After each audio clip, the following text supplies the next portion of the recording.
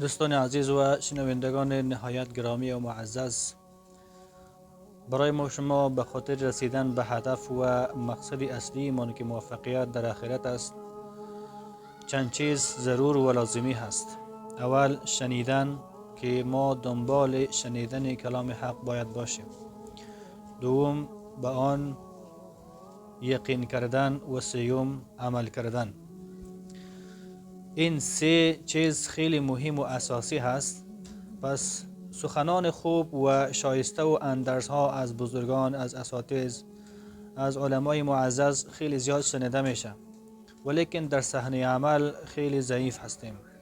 دوستان عزیز، بسیار مشکل هست و خیلی حالت وخیمی هست برای کسانی که سخن حق را میشنوند ولیکن در میدان عمل خود را ضعیف نشان میتن و اینکه در پس پرده به شخصیت و به چهره دیگری هستند.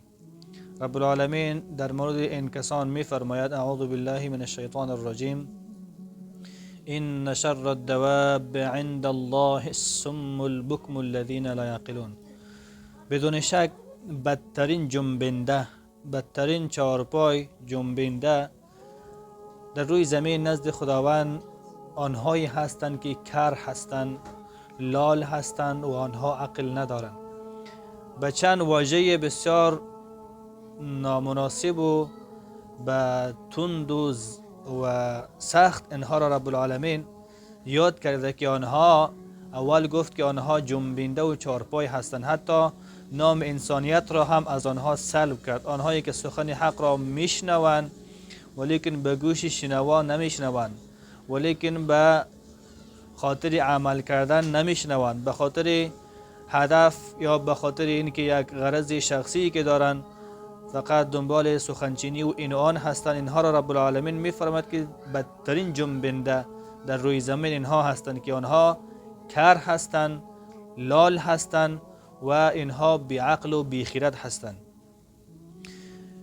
خیلی سخنها شنیده میشه، به منابر گفته میشه، ولیکن با عرض تأسف از سخن و گفتارهای علما و اساتید معزز استفاده سو صورت گرفته به این و آن و به غرضهای شخصی از او استفاده میشه و از اینکه یک عالم از کی سخن میگه و به خاطر چی سخن میگه به یک کسی توجه نمیکنه. رب العالمین برای همه ما شما توفیق عمل نصیب بکنه. دوستان عزیز، عمل خیلی مهم هست در وجود انسانیت و موفق بودن و شخصیت و حفظ نمودن شخصیت.